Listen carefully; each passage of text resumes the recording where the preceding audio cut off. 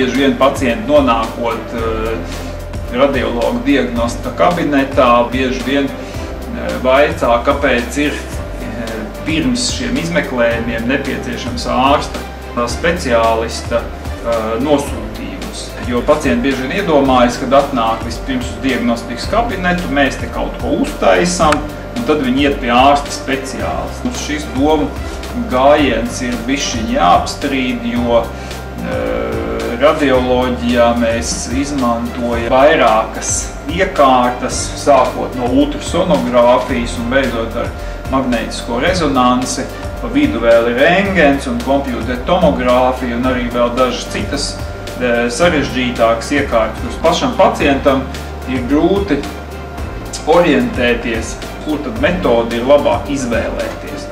Tāpēc ir pareizā pieeja pacientam vispirms doties pie konkrēta speciālista, kurš arī apskatot pacientu uzstāda diagnozi, kuru mēs varam apstiprināt ar kaut kādu no šīm metodēm.